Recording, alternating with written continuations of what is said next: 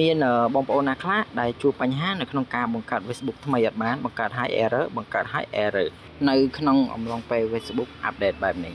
អញ្ចឹងយើងទៅមើលវីដេអូទាំងអស់គ្នា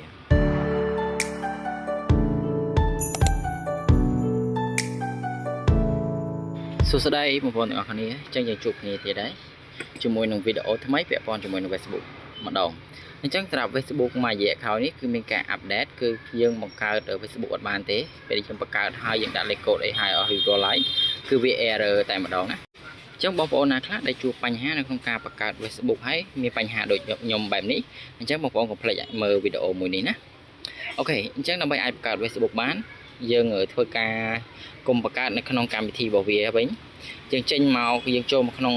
browser ឬក៏ជ្រោមរបស់យើងមកតមកយើងសរសេរពាក្យ www.facebook login មកឬក៏យើងអាចសរសេរចេះវិញក៏បានដែរបងប្អូន Facebook login អូខេអញ្ចឹងយើងចុចវាមកអញ្ចឹងបងប្អូនឃើញនៅខាងលើនេះគេដាក់ login to Facebook អញ្ចឹងយើងចុចទៅលើវាអញ្ចឹងមកដល់កន្លែងនេះយើងធ្វើការcreate វានៅកន្លែងហ្នឹងតែម្ដងណាអូខេយើងយក sign up for Facebook ទៅមកដល់កន្លែងនេះយើងធ្វើការបំពេញព័ត៌មានដែល Facebook ឲ្យយើងបំពេញមកឈ្មោះហើយកន្លែងនេះlast name គេហ្នឹងអញ្ចឹងយើងបំពេញមកអូខេអានេះថ្ងៃខែឆ្នាំកំណើតអញ្ចឹងយើងដាក់មកអញ្ចឹងយើងបំពេញព័ត៌មានទៅតាមហ្នឹងមកអូខេយើងជ្រើសរើស page មកហើយកន្លែងនេះលេខទូរស័ព្ទរបស់យើងដែលយើងបង្កើត Facebook ហ្នឹងគឺយើងដាក់លេខទូរស័ព្ទរបស់យើងមកខ្សែមក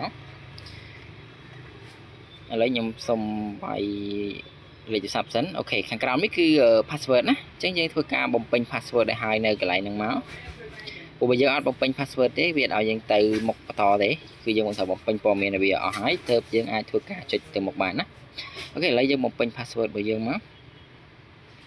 អូខេរួចហើយយើងចុច sign up មកអូខេយើងរងចាំបន្តិចអូខេមកដល់ត្រង់នេះអញ្ចឹងបងប្អូនទៅយកលេខកូដដែលក្រុមហ៊ុនផ្ញើទៅកាន់ Facebook ឲ្យយើងហ្នឹងណាអូខេអានេះដោយសារតែ SIM ហ្នឹងដែលខ្ញុំដាក់ហ្នឹងអត់បាននៅក្នុងទូរស័ព្ទនេះទេអូខេអញ្ចឹងយើងទៅយកលេខកូដដែលនៅក្នុងដែលផ្ញើសារទៅកាន់លេខទូរស័ព្ទដែលយើងដាក់មិញហ្នឹងណាអូខេខ្ញុំសូមទៅយកលេខកូដតិចសិនបន្ទាប់ពីយើងយកលេខកូដហើយយើងយកមកបំពេញនៅកន្លែងហ្នឹងមក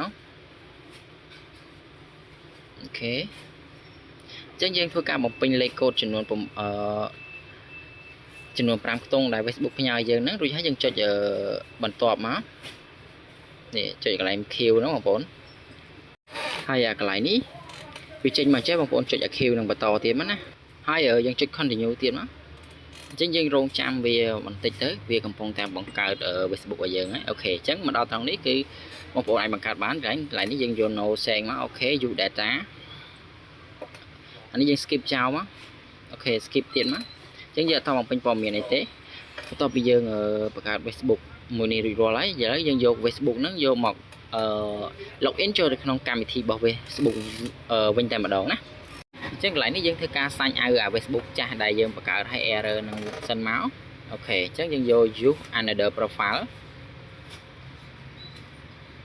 អូខេតមកយើងវាយលេខទូរស័ព្ទរបស់យើងក៏បានឬក៏ឈ្មោះដែលយើង email ខាងលើនេះយើងវាយលេខទូរស័ព្ទដែលយើងដាក់បង្កើតមិញហ្នឹងមកឬក៏ឈ្មោះដែលយើងបង្កើតហ្នឹងក៏បានដែរហើយ password ខាងក្រោមយើងយក password ដែលយើងដាក់មុនហ្នឹងទៅយើងបំពេញ password ហ្នឹងមកអូខេគឺយើងអាចចូលទៅប្រើប្រាស់បានហើយអូខេឥឡូវយើងធ្វើការចុច login ចឹងបងប្អូនរងចាំបន្តិចណាវីដេអូនេះវាអាចយ៉ាងយូរតិចបងប្អូនមិនដែរដោយសារតែខ្ញុំអត់ចង់ពលឿនអត់អីចឹងណាអូខេតោះមកយើងចុច continue មកអូខេបងប្អូនកុំភ្លេចកន្លែងនេះខ្ញុំច្រឡំណាខ្ញុំថយក្រោយវិញបន្តិច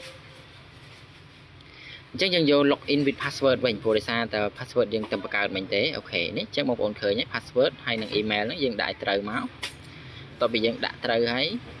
យើងចុច login មកគឺប្រើប្រាស់បានធម្មតាហើយអូខេបងប្អូនអញ្ចឹងសម្រាប់វីដេអូនេះគឺមានតែប៉ុណ្្នឹងទេយើងនឹងជួបគ្នានៅវីដេអូក្រោយទៀតណា